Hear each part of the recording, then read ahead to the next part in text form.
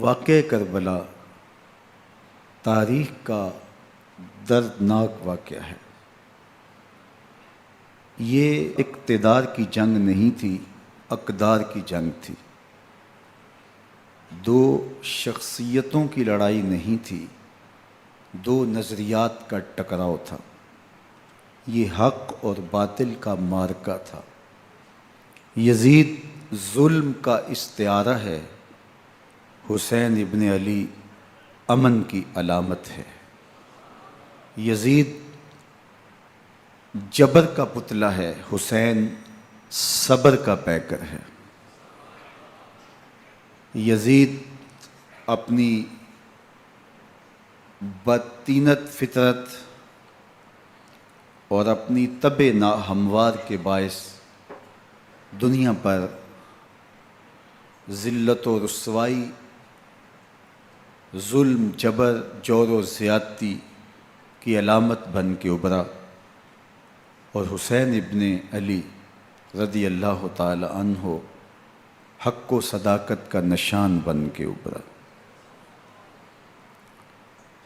کربلا کے تپتے ہوئے ریگزار میں حسینی اور یزیدی دو کردار سامنے آتے ہیں۔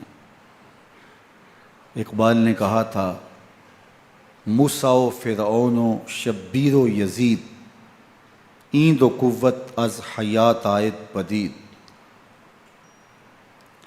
زندہ حق از قوت شبیری است، باطل آخر داغ حسرت میری است، سرخ رو عشق غیور از خون او، شوخی ای مصرع از مضمون او، تا قیامت قطع استبداد کر، موج خون او چمن ایجاد کر۔ یزید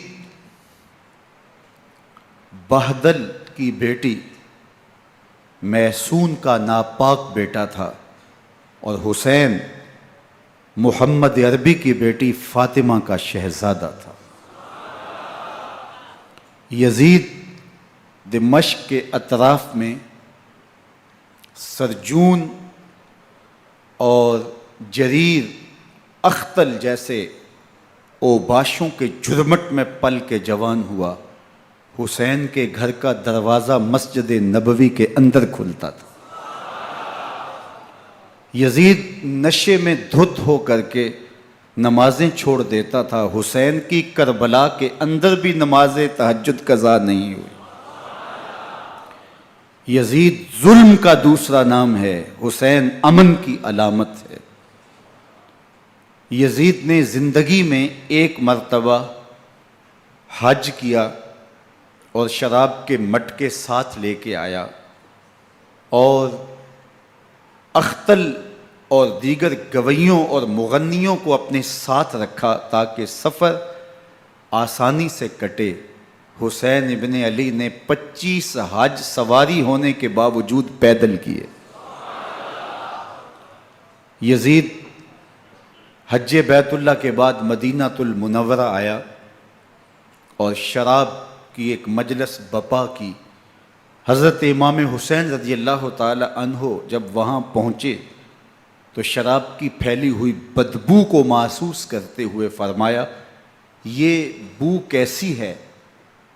تو نشے میں دھت یزید بولا، یہ شام میں بنتی ہے، اور ایک جام منگوایا اور اس کو پیتے ہوئے دوسرا جام حضرت امام حسین رضی اللہ تعالی عنہ کی طرف بڑھاتے ہوئے کہا، ابا عبداللہ لیجئے۔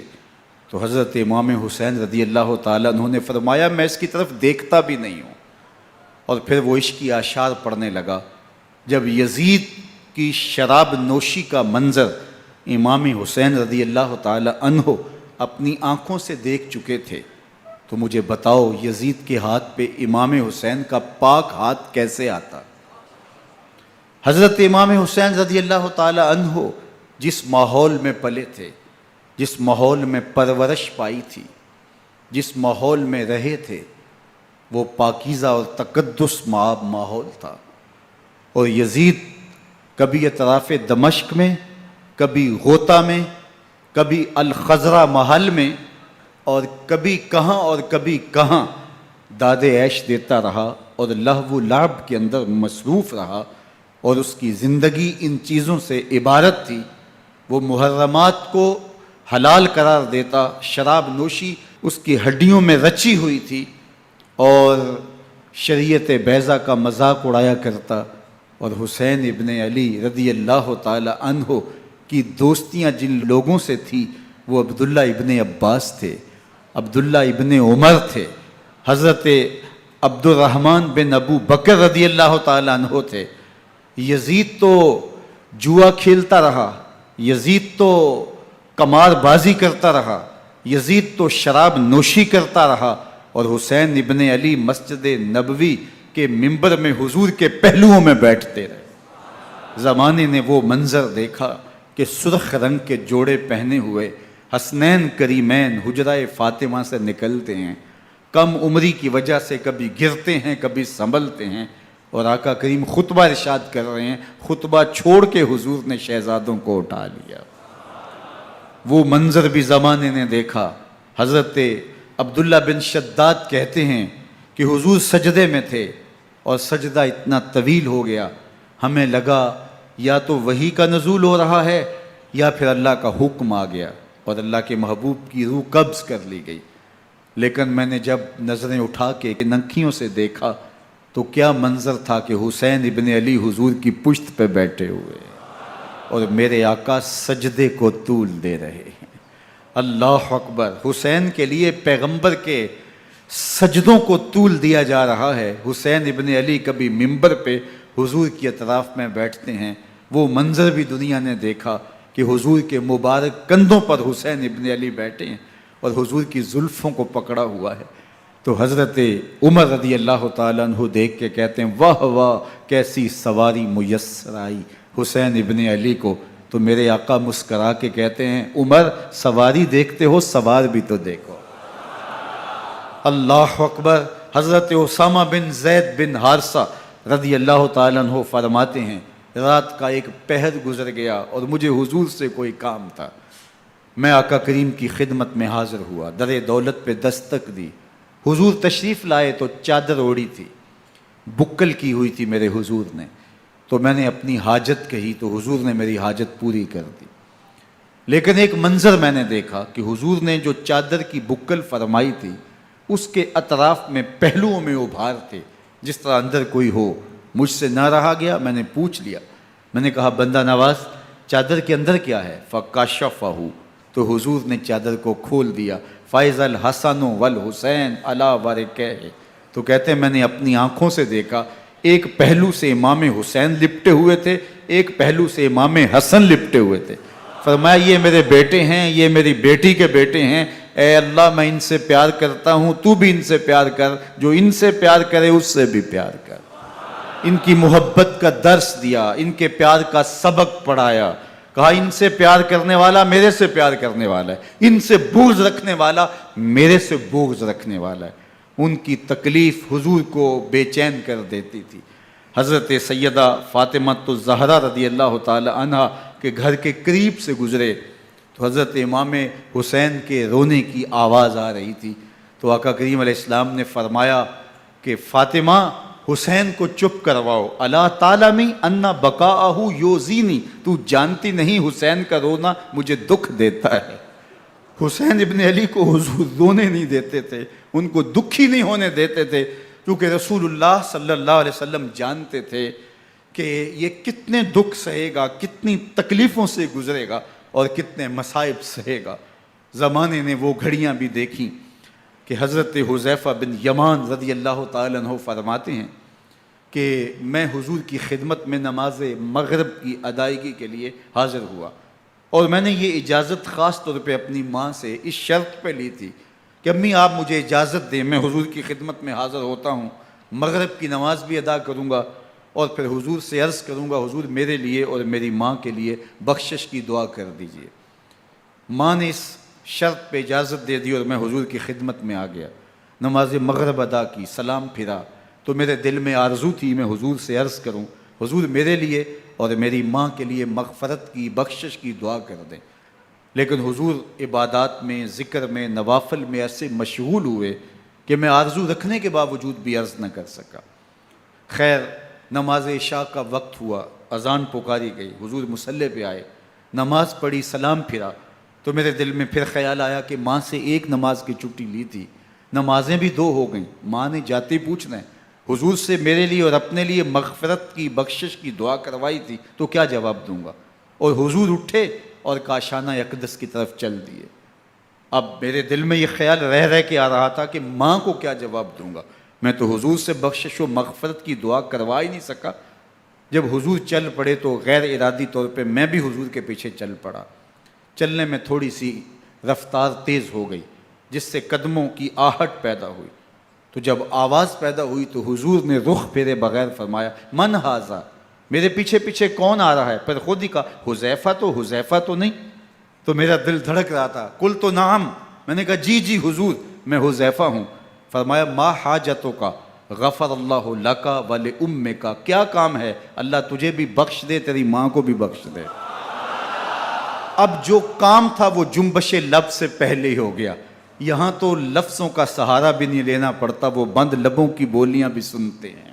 اقبال بولا ہے فروغت صبح آثار و دہور، چشم تو بی نندائے ما فی الصدور، تیری نظر تو سینوں کے چھپے راز بھی دیکھتی ہے۔ تو کہا ما حاجتوں کا غفر اللہ لک ولامک، اللہ تجھے بخش دے، تیری ماں کی بھی مغفرت کر دے، کیا کام ہے؟ اب جو کام تھا وہ تو ہو گیا۔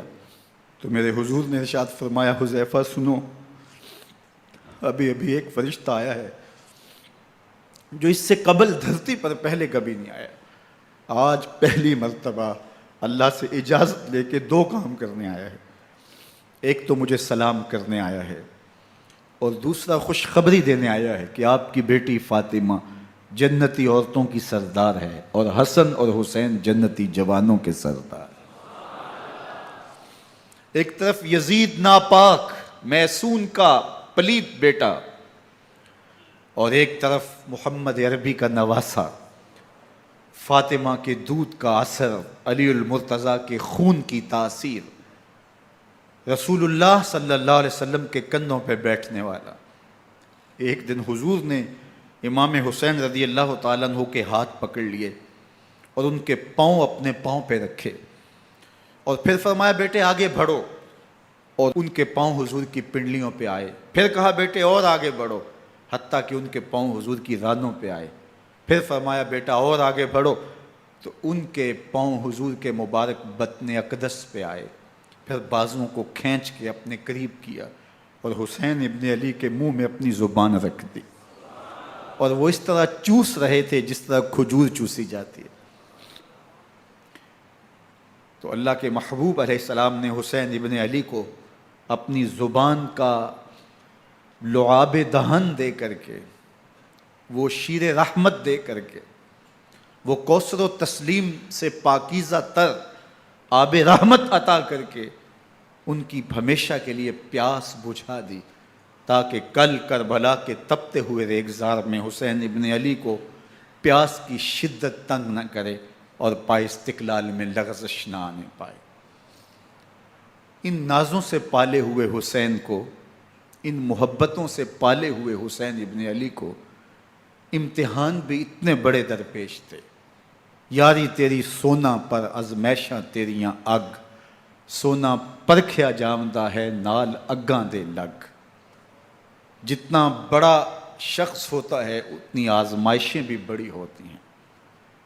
پیغمبر رحمت کی آغوش میں کھیلنے والا، حجرہ فاطمہ کا جانشین، مصلی رسول کا وارث، منبر رسول صلی اللہ علیہ وآلہ وسلم پر حضور کے مبارک پہلو اور گود میں بیٹھنے والا حسین، حضور کی زبان چوسنے والا حسین، حضور کے کندھوں پہ سواری کرنے والا حسین، آقا کریم علیہ الصلوۃ والسلام کے مبارک سجدے کی حالت کے اندر حضور کی پشت پہ کھیلنے والا حسین، جس حسین کا دروازہ مسجد نبوی کے اندر کھلتا تھا اور یزید کی کرتوتوں کے چشم دید گواہ تھے۔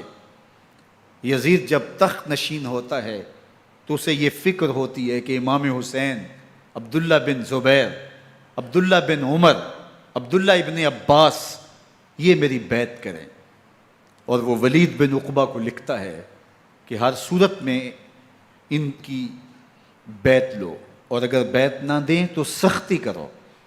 حضرت امام حسین رضی اللہ تعالی عنہ کو بلاوا آتا ہے کہ آپ کو دارالامارت میں گورنر ہاؤس میں بلایا جا رہا ہے، ولید بن عقبہ کا پیغام آپ کو پہنچتا ہے۔ آپ اس وقت فرماتے ہیں کہ اس وقت جو پیغام پہنچا ہے وہ کسی خطرے سے خالی نہیں ہے، تو کچھ سواروں کو ساتھ لیا، کہا تم دارالامارت کے باہر کھڑے رہنا، اگر میری آواز بلند ہوئی تو اندر آ جانا، ورنہ تم انتظار کرنا۔ آپ اندر گئے۔ ولید بن عقبہ نے مروان کو بھی بلایا تھا۔ مروان بن حکم یہ گورنر مدینہ ولید سے پہلے رہ چکا ہے، تو اس نے مشورہ دیا کہ سختی کی جائے۔ خیر ولید بن عقبہ نے کہا کہ یہ خط ہے، حضرت امیر معاویہ کا انتقال ہو گیا اور یزید تخت نشین ہوا ہے، لہٰذا وہ آپ سے بیعت کا مطالبہ کرتا ہے۔ تو حضرت امام حسین رضی اللہ تعالیٰ عنہ نے فرمایا کہ میرے جیسا شخص یوں چھپ کے بیعت نہیں کر سکتا، اور آپ واپس پلٹے۔ مروان بن حکم نے ولید بن عقبہ کو کہا کہ یہ موقع ہے جانے نہ دیا جائے، اگر یہ نکل گئے تو دوبارہ تم قابو نہیں پا سکو گے، اور انہیں یہیں قتل کر دیا جائے۔ حضرت امام حسین رضی اللہ تعالیٰ عنہ نے یہ بات سن لی۔ کہتے ہیں حضرت امام حسین انہی قدموں کے بل واپس پلٹے اور مروان بن حکم سے مخاطب ہو کے کہا، مروان کیا بول رہا ہے؟ وہ خاموش ہو گیا۔ فرمایا تو جانتا نہیں ہم کون ہیں؟ آنا حسین ابن علی ابن ابی طالب، میں حسین ہوں، میں علی کا بیٹا ہوں، ہمارے گھر میں قرآن اترتا رہا ہے، وحی کا نزول ہوتا رہا ہے، اور یزید فاسق ہے، فاجر ہے، مسلمانوں کا قاتل ہے اور شرابی ہے، میں ڈنکے کی چوٹ پہ یزید کی بیعت سے انکار کرتا ہوں۔ بس حیدری کچھار سے محمدی شیر نکل آیا ہے۔ اب اوسان خطا ہو گئے، راستہ چھوڑ دیا، واپس آئے، سیدہ زینب سے ملے، کہا مدینے کو چھوڑنا پڑے گا۔ کہا بھیا کیا ہوا؟ کہا یزید بیعت لینے پہ مصر ہے اور میں کسی صورت بھی بیعت نہیں کروں گا، رسول اللہ کا مدینہ ہمارے خون سے لالہ زار بنے گا، میں نہیں چاہتا کہ حضور کے شہر نور کی حرمت پامال ہو۔ دوستو وہ کیسا منظر ہوگا جب حسین ابن علی نے آخری حاضری حضور کے روضے پہ دی ہوگی۔ حاجی یا معتمر 10 دن کے لیے، 8 دن کے لیے، 20 دن کے لیے مدینہ المنورہ عارضی سکونت اختیار کرتا ہے، اور حضور کے روضہ انور سے، اس شہر نور سے، ان گلیوں سے، ان بام و در سے ایسا مانوس ہو جاتا ہے کہ جب واپس پلٹ رہا ہوتا ہے ان دعاؤں کے ساتھ کہ دوبارہ آنا بھی نصیب ہو، اور اسے لگتا ہے کہ میں دوبارہ بھی بلایا جاؤں گا، لیکن اس کے باوجود شہر حبیب چھوڑنا قیامت سے کم نہیں ہوتا۔ اعظم چشتی مرحوم آخری بار جب حضور کے روضہ انور پہ گئے تو بیمار تھے، ویل چیئر پہ تھے۔ باب بقی سے باہر نکلے تو خادم سے کہا کہ میری ویل چیئر پیچھے سے کھینچو تاکہ میرا رخ روضہ انور کی طرف رہے، اور وہ پیچھے سے کھینچتا چلا جا رہا ہے، اور جب باب مکہ سے پیچھے جنت البقیع کے قریب سے گنبد خضرا نگاہوں سے اوجل ہونے لگا تو اعظم چشتی مرحوم نے کہا، جان بدن سے نکلتی ہے اعظم، جان بدن سے نکلتی ہے اعظم، کوئی آسان ہے مدینے سے جدا ہونا، کوئی آسان ہے مدینے سے جدا ہونا۔ یہ اس شخص کی کہانی ہے جو 10 دن، 5 دن، مہینہ، 2 ماہ وہاں رہتا ہے، اور پھر اس شہر کو چھوڑ کے آنا اس کے لیے آسان نہیں ہوتا۔ اور مجھے بتاؤ کہ حسین جو پیدا مدینے میں ہوا، جس کے گھر کا دروازہ مسجد نبوی کے اندر کھلتا تھا، جو مسجد نبوی کے اندر پرورش پا کے جوان ہوتا ہے اور مدینے کی گلیوں میں کھیلتا رہا، اس حسین ابن علی کے لیے مدینہ چھوڑنا، اور پھر وہ اس بات کا علم اور شعور رکھتے تھے کہ یہ آخری بار حضور کے در پہ حاضری ہے، دوبارہ اس شہر نور میں نہیں آ سکوں گا، تو کیا قیامت ہوگی اور کیا منظر ہوگا۔ محمد بن حنفیہ کے علاوہ خاندان نبوت کے جتنے لوگ تھے ان سب نے شہر مدینہ کو الوداع کہا، اور رات کے موقع میں مدینہ المنورہ کو، مسجد نبوی کو چھوڑ کر کے مکہ کی جانب عازم سفر ہوئے۔ 3 شعبان المعظم کو مکہ المکرمہ پہنچتے ہیں، ادھر کوفیوں کے خطوط آنے شروع ہو جاتے ہیں۔ حضرت امام حسین رضی اللہ تعالیٰ عنہ مسلم بن عقیل رضی اللہ تعالیٰ عنہ کو صورتحال معلوم کرنے کے لیے بھیج دیتے ہیں۔ 40,000 کوفی آپ کے ہاتھ پہ بیعت کر لیتے ہیں۔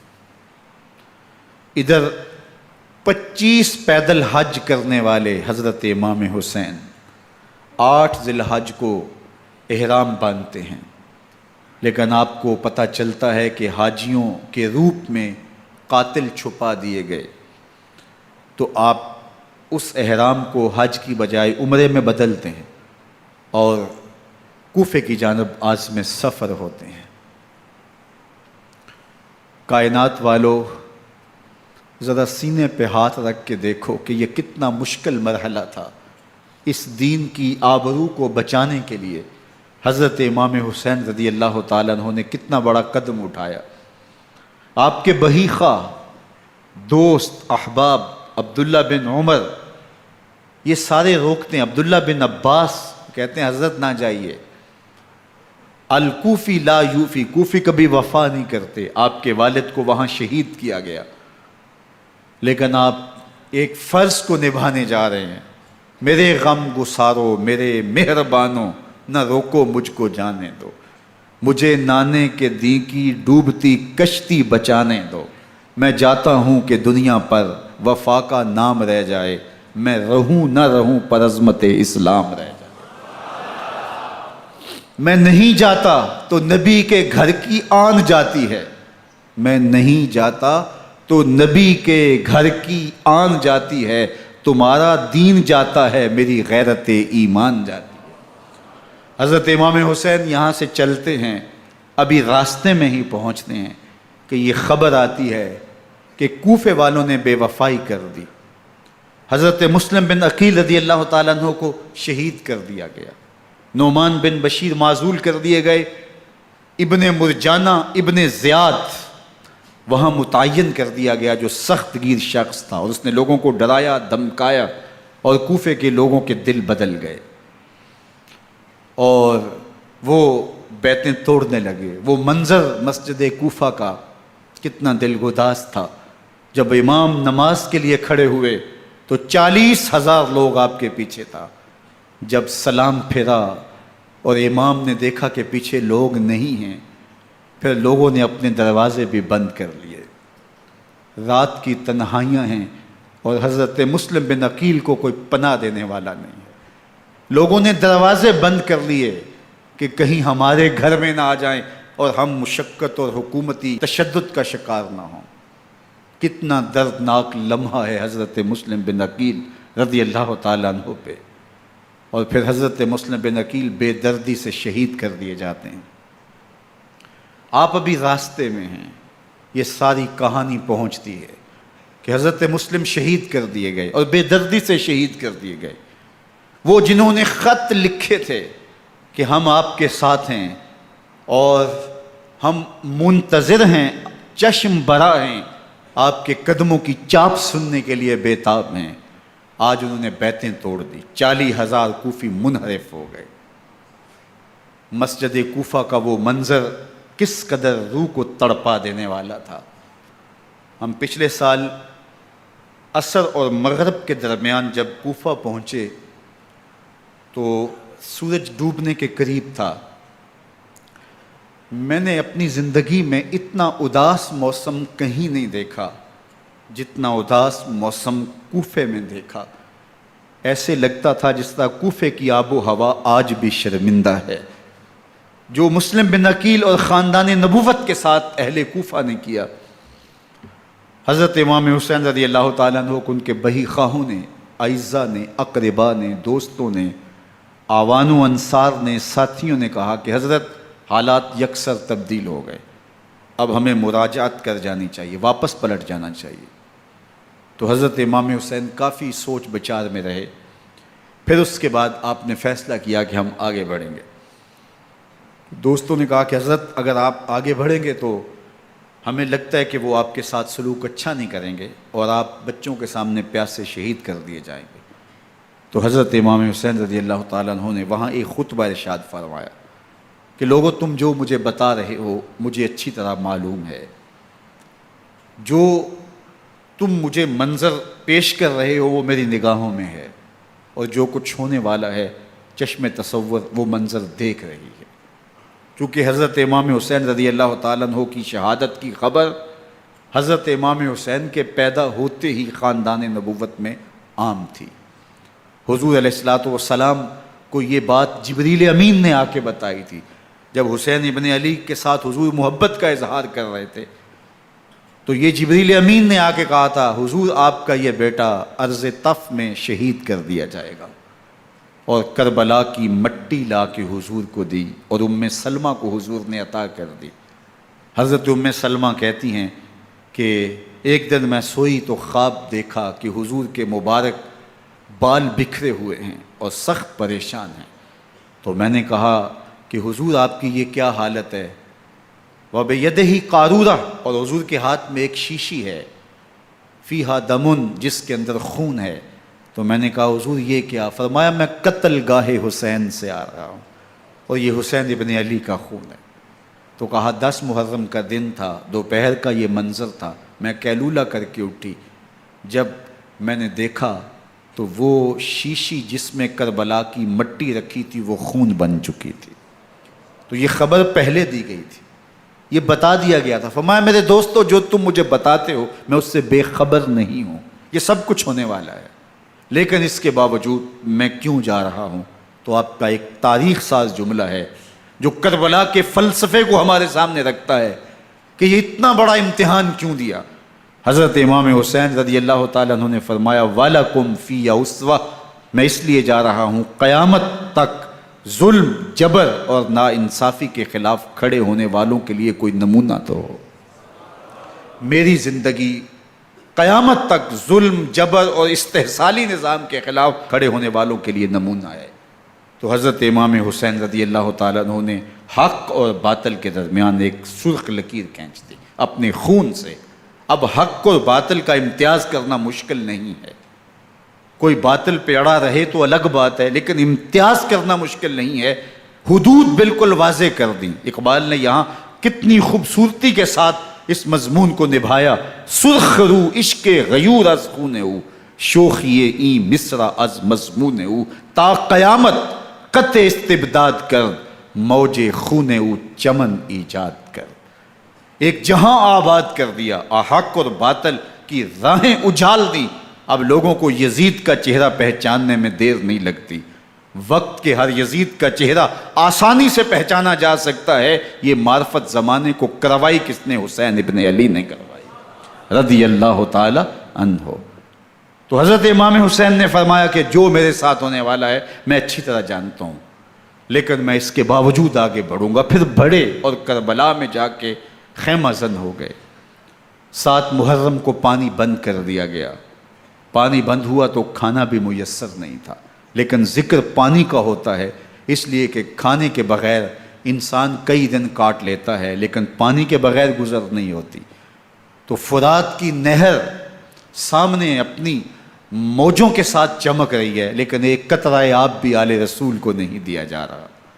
کائنات کے اندر ایسے انوکھے امتحان بھی ہوتے ہیں۔ وارثوں ساقی کوثر کے، مالک ہوں حوض کوثر کے، اور بیٹے ہوں ساقی کوثر کے، اور آج ایک بوند پانی کی بھی میسر نہ ہو۔ صبر کا امتحان ہے، عزیمت کا امتحان ہے۔ حضرت امام حسین رضی اللہ تعالیٰ عنہ خیمہ زن ہو گئے۔ 3 دن تک پانی بند رہتا ہے۔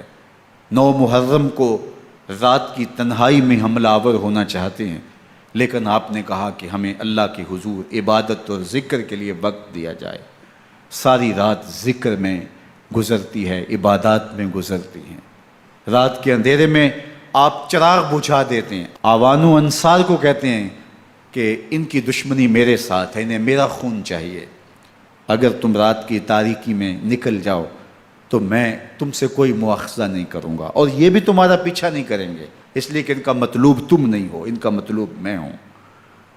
جب چراغ جلایا تو کوئی بھی نہیں گیا۔ مسلم بن نوسجہ کھڑے ہو کے کہتے ہیں، حضرت اگر ہمارے بدن کو 70 بار کاٹا جائے اور جلایا جائے اور ہواؤں میں اڑا دیا جائے پھر بھی آپ کا ساتھ نہیں چھوڑیں گے۔ 70 سال کے بوڑھے ہیں حبیب بن مظاہر، کہتے ہیں حضرت آپ کو چھوڑ کے جائیں کہاں، آپ کو چھوڑ کے جائیں کہاں؟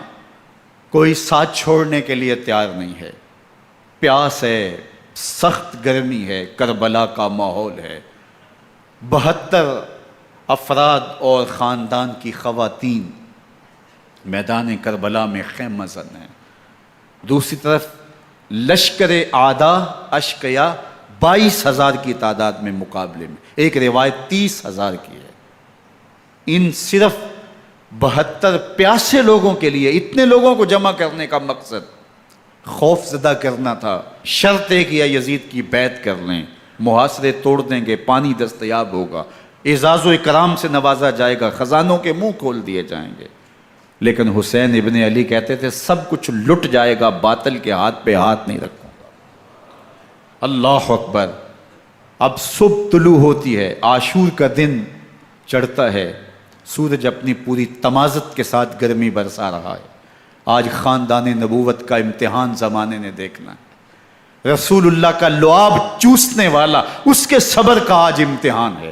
حضور کے کندھوں پہ کھیلنے والے حسین کا آج امتحان ہے۔ اللہ اکبر۔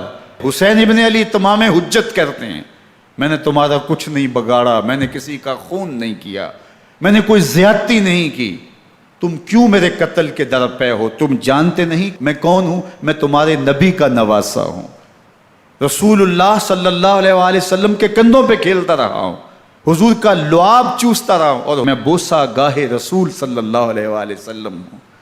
لیکن ان اشقیاء کے دل پر کوئی چیز اثر انداز نہیں ہوتی۔ ایک ہور ہے، اللہ اس کے دل میں نرمی ڈالتا ہے۔ پہلے تو امام حسین کو گھیر کے لے کر کے آتا ہے، لیکن بعد میں وہ قافلہ یزید سے قافلہ حسین کی طرف آ جاتا ہے۔ امام حسین فرماتے ہیں تو دنیا میں بھی ہور ہے، آخرت میں بھی ہور ہے، آزادی مل جاتی ہے۔ باقی 22,000 کا لشکر جرار امام حسین کے قتل کے در پہ ہے۔ پھر تاریخ نے خاندان نبوت کا وہ انوکھا امتحان دیکھا۔ حضرت امام حسین کے بچے بالخصوص خواتین پیاس کی شدت میں حلق خشک ہے۔ حضرت سکینہ تڑپ کے اپنے باپ سے کہتی ہیں کہ مجھے 6 ماہ کے علی اصغر کی پیاس نہیں دیکھی جا رہی۔ بچے کو ہاتھوں پہ اٹھاتے ہیں اور نہر فرات کے کنارے پہنچ کے فرماتے ہیں اشقیاء سے مخاطب ہو کے، تمہارا معاملہ میرے ساتھ ہے، اس 6 ماہ کے بچے نے تمہارا کچھ نہیں بگاڑا، اور چلو بھر کے اس کا حلق سیراب کرنا چاہتے ہیں۔ ایک 2 شاخہ تیر آتا ہے جو حضرت علی اصغر کے گلے کو چیر دیتا ہے۔ راوی لکھتے ہیں کہ وہ عام تیر نہیں تھا، جانوروں کو شکار کرنے کے لیے جو بڑے تیر ہوتے ہیں وہ 2 شاخہ تیر تھا۔ وہ گردن کو کاٹ دیتا ہے، خون بہنے لگتا ہے، گردن لٹک جاتی ہے۔ حضرت امام حسین وہ بہتا ہوا خون اپنے چلو میں لیتے ہیں اور آسمان کی طرف اچھال کے کہتے ہیں مالک حسین کی یہ قربانی بھی قبول فرما۔ یہ تماشا لبے بام نہیں ہے۔ بچہ بیمار ہو، ڈاکٹر جواب دے دیں، ماں باپ کے ہاتھ پھول جاتے ہیں۔ زندگی کی سانسیں ابھی چل رہی ہوتی ہیں، لیکن ڈاکٹر کہے کہ یہ میرے بس کا روگ نہیں ہے، کہیں اور لے جاؤ، تو زندگی کا لف و نشر غیر مرتب ہو جاتا ہے۔ میں سلام پیش نہ کروں حسین ابن علی کو، 6 ماہ کا علی اصغر ہاتھوں میں دم توڑتا ہے، گردن لٹک جاتی ہے، خون بہہ رہا ہے۔ اب خیموں کی طرف بڑھ رہے ہیں، لیکن زبان پہ شکایت نہیں ہے، کہتے ہیں مالک حسین کی یہ قربانی قبول کر لے۔ اب خیموں کی طرف آنا، شہر بانوں ام رباب سیدہ زینب حضرت سکینہ سلام اللہ علیہا کا سامنا کوئی آسان کام نہیں تھا، لیکن حسین ابن علی آتے ہیں، شہزادے کو یہاں خیموں کے قریب رکھ کے کہتے ہیں کہ یہ حوض کوثر سے سیراب ہو گیا ہے۔ اللہ اکبر، کوہرام مچ جاتا ہے خیموں کے اندر، کیا منظر ہوگا، اور ان کو کن الفاظ کے پیرائے میں ڈھال کر کے ان کیفیات کو بیان کیا جا سکتا ہے جو اہل بیت کے خیموں کے اندر علی اصغر کی شہادت کے بعد کا منظر رقم ہو رہا ہوگا۔ اللہ اکبر، ادھر اشکیا آوازیں دے رہے ہیں، مبارزت کے لیے پکار رہے ہیں۔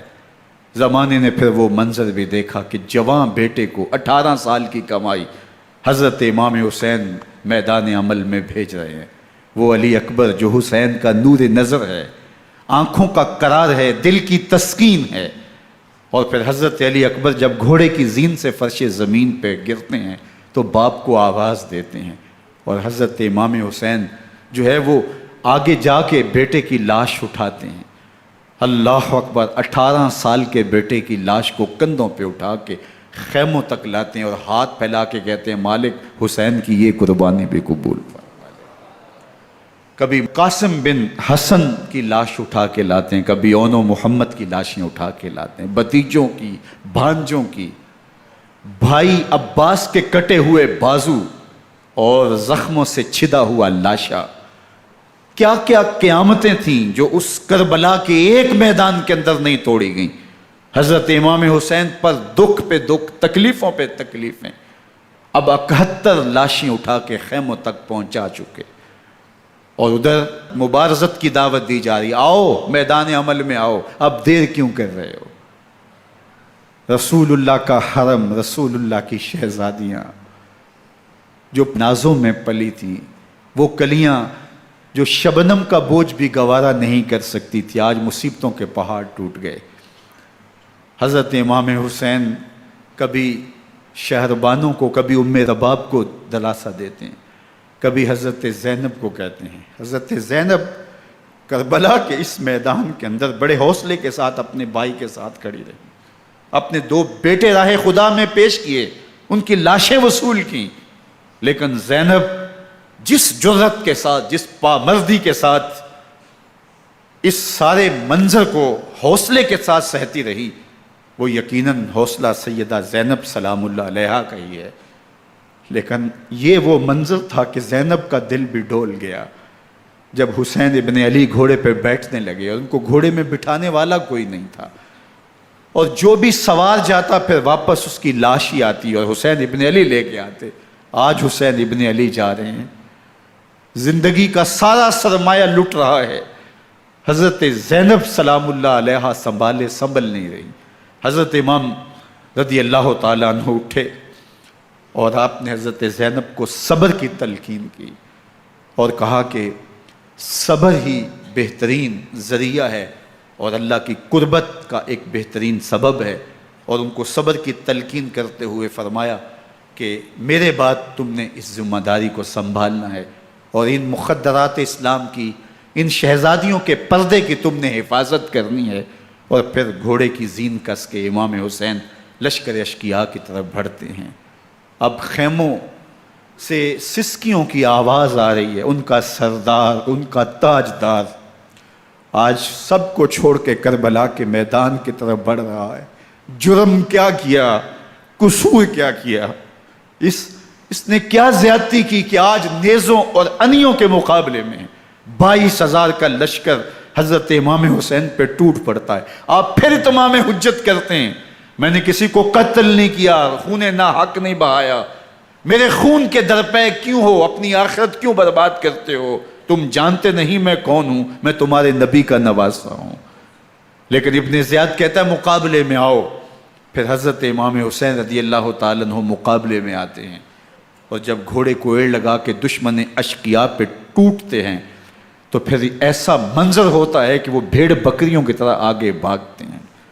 71 زخم کلیجے پہ لیے شجاعت کا یہ پیکر جب میدان میں آتا ہے، آواز آتی، یہ کون ذی وقار ہے، بلا کا شاہ سوار ہے، لباس ہے پھٹا ہوا غبار سے اٹا ہوا، تمام جسم نازنی چدا ہوا کٹا ہوا، یہ نبی کا نور عین ہے، یہ بالیقین حسین ہے، یہ حسین ابن علی ہے رضی اللہ تعالیٰ عنہ۔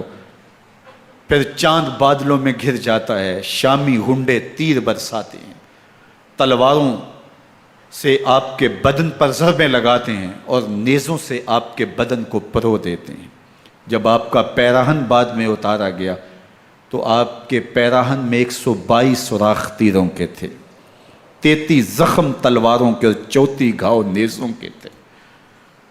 جب گھوڑے کی زین سے فرش زمین پر آئے، بدن چھلنی تھا، زخم زخم سے خون بہہ رہا تھا، 3 دن کا پیاسا حسین، اللہ اکبر، بدن زخموں سے چور، 71 لاشیں کلیجے پہ لیے، مخدرات اسلام کے پردے کا خیال دل میں الگ ہے، لیکن گھوڑے کی زین سے جب فرش زمین پہ امام حسین آتے ہیں، زبان پہ ہائے نہیں، نالا و شیون نہیں، چیخ و پکار نہیں، آتے ہی پیشانی سجدے میں رکھتے ہیں اور پکارتے ہیں اللہم ردن بقضائک وصبرن علی بلائک تسلیما لامرک سبحان ربی العالی۔ مالک گھر لٹا کے، بچے لٹا کے، خاندان سب کچھ قربان کر کے، اپنے بدن کو زخموں سے چھلنی کروا کے، تیروں اور نیزوں کی انیوں سے اپنے آپ کو زخمی کروا کے، تیرے حضور سر جھکا کے یہ اقرار کرتا ہوں کہ حسین تیری تقدیر پہ راضی ہے، مالک تو بھی بتا، تو بھی حسین پہ راضی ہوا ہے کہ نہیں ہوا۔ آواز آ رہی ہے، اس پیاسے پر علی شیر خدا کو ناز ہے، اس نواسے پر محمد مصطفیٰ کو ناز ہے۔ اوروں نے بھی سجدے کیے پر اس کا عجب انداز ہے، اس نے وہ سجدہ کیا جس پر خدا کو ناز۔ حسین ابن علی رضی اللہ تعالیٰ عنہ کا سر انور دستے قاتل نے تب کاٹا جب وہ سجدے میں جھکا ہوا تھا۔ یزید نے کہا میں بیعت لوں گا، امام حسین نے کہا کبھی بھی نہیں دوں گا، یہ سر کٹ سکتا ہے جھک نہیں سکتا۔ سر کاٹ کے نیزے کی نوک پہ چڑھا دیا گیا اور یہ اس بات کا اعلان تھا کہ ہم جیت گئے اور حسینی ہار گئے، اور لشکر یزید میں غوغا مچ گیا، نقارے بجنے لگے کہ ہم جیت گئے، دیکھو امام حسین شہید کر دیے گئے، اور سر کاٹ کے نیزے کی نوک پہ چڑھایا گیا۔ لیکن لشکر یزید سے ہی آواز آئی یہ کیسا سر ہے جو کٹ کے بھی سر بلندی ہے، کٹ گیا ہے پھر بھی اونچا ہے، اللہ اکبر، یہ سر سجدے میں کٹا ہے، رب کے حضور عبادت کی حالت میں کٹا ہے۔ حسین آج بھی سجدے میں ہے، اللہ اکبر، حسین آج بھی سجدے میں ہے، بلکہ کٹے ہوئے سر کا رخ زمین کی جانب تھا اور کٹی گردن آسمان کی طرف، یوں نیزے پہ پرویا گیا۔ اللہ اکبر، ایک شاعر نے نقشہ کھینچا، بآنکھ سر نیزے پہ اور سوئے زمین ہے روح، یعنی سجدہ ثانی کی ہے آرزو۔ رکعت کے 2 سجدے ہوتے ہیں، ابھی ایک سجدہ ہوا تھا کہ دست قاتل نے سر کاٹ دیا، کہا حسین کی پیشانی میں دوسرے سجدے کی تمنا مچل رہی ہے۔ یہ تھا حسین ابن علی کا سجدہ، ساری زندگی رب کے حضور سجدہ قضا نہیں ہونے دیا۔ آج پانی نہیں ہے، اللہ اکبر، آج تیمم کر لیتے ہیں، آج اپنے خون کو اوڑھ کر کے حسین نے اپنی پیشانی اپنے مالک کے حضور جھکا کر کے عظیمت کی وہ انوکھی داستان رقم کر دی کہ صدیاں گزرنے کے باوجود بھی ان کی یادوں کے چراغ روشن ہیں۔ جب حضرت امام حسین اور دوسرے آیان و انصار کو شہید کر دیا گیا تو ان کے سر نیزوں کی نوک پہ چڑھا دیے گئے۔ حضرت امام حسین کا کٹا ہوا سر اور باقی 71 افراد کے کٹے ہوئے سر نیزوں کی نوک پہ، اور 10 سواروں کو ابن سعد نے کہا کہ ان کو رون دو، اور گھوڑوں کی ٹاپوں تلے حضرت امام حسین رضی اللہ تعالیٰ عنہ اور ان کے آوان و انصار کو جو ہے وہ روندا گیا، حتیٰ کہ ان کی استخوان مبارک، ان کی ہڈیاں بھی چور چور ہو گئیں۔ روننے سے قبل ان کا لباس اتار لیا، ان کے کپڑے اتار لیے گئے۔ اللہ اکبر، کیسی دردناک گھڑیاں تھیں۔ یزید کا صرف یہی بد کرداری کا مرحلہ نہیں تھا، اس کربلا کے صحرا کے اندر یزید نے جس طرح امام حسین رضی اللہ تعالیٰ عنہ کو شہید کیا اور حضرت امام حسین کے خاندان کو شہید کیا، جب مدینہ المنورہ پر یزید نے مسلم بن عقبہ کو مقرر کیا، جس کو بزرگوں نے مصرب بن عقبہ کہا ہے، تو اس کو کہا 3 دن تک مدینے کا حرم تمہارے لیے حلال ہوگا، جو چاہو تم کرنا، اور شامی فوجوں کو اجازت ہوگی۔ تو وہاں بھی انہوں نے 10,000 تابعین اور 700 صحابہ کو شہید کیا۔ حضرت ابو سعید خدری رضی اللہ تعالیٰ عنہ گھر سے باہر نکلے، کافی بوڑھے ہو چکے تھے، تو انہوں نے حضرت ابو سعید خدری کو پکڑ لیا، کہا تم کون ہو؟ کہا مجھے ابو سعید خدری کہتے ہیں۔ تو کہا ہاں تمہارا نام سنا ہے، اور داڑھی سے پکڑ کے کھینچا اور کہا کہ ہے تمہارے پاس جو ہمیں دو؟ تو کہا کہ میرے پاس تو کچھ بھی نہیں، میں تو فقیر آدمی ہوں۔ تو ان کے گھر ان کو لے گئے، تو 2 کبوتر رکھے تھے حضرت ابو سعید خدری نے، تو وہ کبوتر لوٹ کے لے گئے۔ اللہ اکبر۔ حضرت ابن سنان رضی اللہ تعالیٰ عنہ کو، جو حضور کے علم بردار تھے فتح مکہ کے دن، ان کو ستو پہلے پلائے اور پھر ان کی گردن کاٹی گئی، اور کہا یہ ہے وہ ستو جو تم زندگی میں آخری بار پیو گے۔ ایک گھر میں داخل ہوئی شامی فوج، تو ایک خاتون کے ابھی ابھی بچہ پیدا ہوا تھا، اور قابلہ نے، دائیہ نے، وہ بچہ ماں کی چھاتی پہ لٹایا، اور وہ ماں کا پہلا دودھ پی رہا تھا۔ تو یہ جا کے کہنے لگے نکالو تمہارے پاس جو کچھ ہے۔ تو اس خاتون نے کہا تم جانتے ہو یہ بچہ کون ہے؟ تو انہوں نے کہا ہم نہیں جانتے۔ کہا یہ حضرت ابن ابی کبشہ انماری رضی اللہ تعالیٰ عنہ کا بچہ ہے، اور یہ وہ صحابی ہیں کہ جو بیت الشجرہ کے موقع پہ حضور کے ہاتھ پہ بیعت کرتے ہیں۔ انہوں نے اس چیز کا لحاظ نہ کیا کہ جو کچھ ہے وہ ہمیں دو، ورنہ تیرے بچے کو نہیں چھوڑیں گے۔ تو ماں بچے سے مخاطب ہو کے کہتی ہے، ابھی بچہ پیدا ہوا ہے اور ماں سے پہلا دودھ پی رہے، کہ بیٹے اگر میرے پاس کچھ ہوتا، وہ قیمتی سے قیمتی چیز بھی ہوتی، تیری جان کے لیے قربان کرتی، لیکن اس وقت میرے پاس کچھ ہے نہیں۔ تو ایک شکی آگے بڑھا اور بچے کو ایک ٹانگ سے پکڑ کے کھینچ کے دیوار کے ساتھ پٹک کے مارا، جس سے دماغ کا بھیجا نکل گیا۔ کیا کیا زیادتیاں نہیں کی۔ 700 صحابہ حرہ کے واقعہ میں شہید کیے یزید نے، اور 10,000 تابعین شہید کیے۔ مسجد نبوی میں ممبر رسول کے ساتھ گھوڑے باندھے، اور وہ ممبر رسول اور مصلی رسول کے قریب لید کرتے رہے۔ حضرت سید عبد المسیب فرماتے ہیں میں نابینا تھا اور حضور کے روضہ انور کے پاس بیٹھا تھا، اور یزید کے سپاہی آتے، جو بھی مسجد میں نظر آتا پکڑ کے لے جاتے، مجھے نابینا سمجھ کے چھوڑ دیتے، لیکن میں پریشان تھا کہ ظہر کا وقت ہوگا، عصر کا وقت ہوگا، مغرب عشاء کا وقت ہوگا، نہ اذان، نہ اقامت، نہ جماعت، تو کیسے مجھے پتہ چلے گا کہ نماز کا وقت ہو گیا، اور کیسی میری نمازوں کا کیا بنے گا؟ میں اس فکر میں بیٹھا تھا۔ لم ازل اسمع الاذان والاقامت من قبر رسول اللہ صلی اللہ علیہ وآلہ وسلم۔ فرماتے ہیں جب بھی پھر نماز کا وقت آیا، گنبد خضرا سے اذان کی بھی آواز آئی، اقامت کی بھی آواز آئی۔ 3 دن تک مسجد نبوی کے اندر گھوڑے بندے رہے، اور مدینہ کی حرمت پامال کی۔ مدینہ کے گھروں کے اندر یہ بدکماش داخل ہوئے، اور جو بدکاریاں انہوں نے کی، کلیجہ منہ کو آتا ہے۔ 1002 شیزائیں ان بدکاروں کی بدکاریوں کی وجہ سے کنواری حالت کے اندر حاملہ ہوئی۔ 3 دن تک مدینہ کا حرم انہوں نے پامال کیا، اور پھر مکہ المکرمہ میں کعبۃ اللہ پر گولے برسائے، اور کعبہ کا غلاف جل گیا۔ وہ تو یزید مر گیا، اور حضرت عبداللہ ابن زبیر رضی اللہ تعالیٰ عنہ نے اپنی خلافت کا اعلان کیا۔ یزید کے یہ کرتوت تھے، ادھر اہل مدینہ کو ستایا، ادھر اہل مکہ کو ستایا، اور رسول اللہ صلی اللہ علیہ وسلم کے خانوادے کی بے حرمتی اور توہین کی۔ نہ صرف انہیں قتل کیا گیا، ان کی لاشوں پہ گھوڑے دوڑائے۔ ابن سعد اور شمر جو ہے وہ خیموں میں داخل ہوا، اور مخدرات اسلام کی چادریں چھیننے کی کوشش کی۔ حضرت زینب سلام اللہ علیہ نے مخاطب ہو کے کہا ہمارے چہرے کے رکھوالے چلے گئے ہیں، ظالم تو خیال نہیں کرتا ہم رسول اللہ کی بیٹیاں ہیں۔ حضرت شہربانو، حضرت زین العابدین اور حضرت زینب سلام اللہ علیہم، ان تینوں کو ایک اونٹ پہ باندھا گیا، اور باقی اونٹوں پہ باقی سادات کو، حضور کی شہزادیوں کو باندھا گیا، رسیوں میں جکڑا گیا، اور اونٹوں پہ باندھ کر کے کوفے کی جانب آگے آگے شہیدوں کے سر چل رہے ہیں، اور پیچھے یہ قافلہ چل رہا ہے۔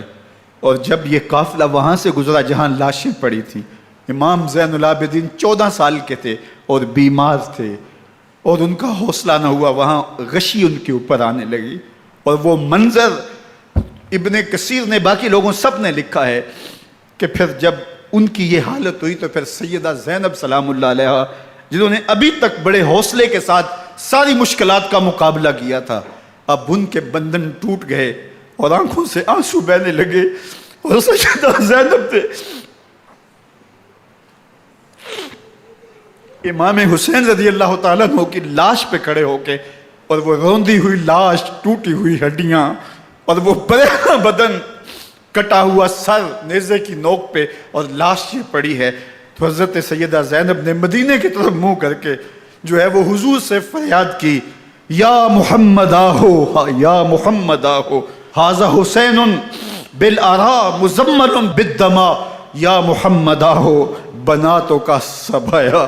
یا رسول اللہ، اے پیارے آقا، یا جدہ ہو، اے ہمارے نانا محترم، یہ دیکھیے آپ کا حسین پڑا ہوا ہے، بدن سے کپڑے اتار لیے گئے، خاک ہوائیں اڑا رہی ہیں، اور اس کے اوپر چادر جو ہے وہ مٹی کی پڑ گئی ہے۔ حضور آپ کی اولاد کاٹ دی گئی، اور پھر کہا بناتوں کا سبایا، حضور دیکھیے آپ کی بیٹیوں کے ہاتھ باندھ دیے گئے ہیں، اونٹوں پہ کس دیا گیا ہے، سر شہیدہ آگے آگے چل رہے ہیں، اور حضرت سیدنا امام حسین کا آگے آگے سر ہے۔ راستے کے اندر ایک جگہ آئی، رات گزری اور ان کو اتارا گیا۔ رات کا موقع تھا، ایک خاتون آئی اور اس نے کوئی کھانا پیش کیا ان کو، اور کہا کہ میں کسی زمانے میں حضرت سیدہ فاطمہ تو زہرا کی نوکری کیا کرتی تھی، ان کی لونڈی تھی، ان کی کنیز تھی، اور آج مجھے پتہ چلا کہ آپ لوگ گزر رہے ہیں، تو میں نے کہا کہ میں اپنی مخدومہ کے خاندان کی خدمت کروں۔ اور پھر اس نے کہا کہ اس وقت سیدہ کی گود میں ایک 6-7 ماہ کی بچی تھی جس کو زینب کہا کرتے تھے، تو سیدہ زینب نے کہا کہ اماں اگر پہچانتی ہو تو وہ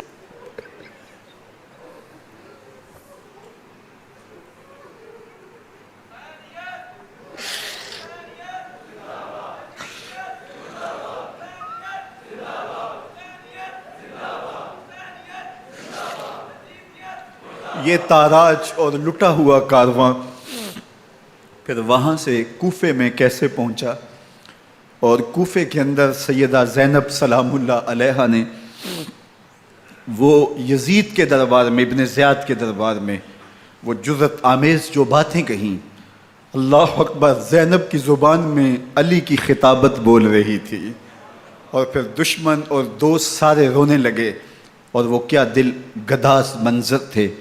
اور پھر یہ سروں کا قافلہ اور سادات کرام کا مشکیں کسی ہوئی ہیں اور اونٹوں پہ باندھے ہوئے، ان کو وہاں سے پھر قادسیہ، اور قادسیہ سے پھر دمشق یزید کے دربار میں پہنچایا گیا، اور وہاں سے یہ لٹے ہوئے خانمہ برباد تاراج لوگ مدینہ المنورہ میں کیسے پہنچے، اور اہل مدینہ نے کیسے استقبال کیا، اور وہ منظر کتنا دلگداز تھا جب اہل مدینہ زینب سے پوچھتے تھے زینب حسین کہاں ہے؟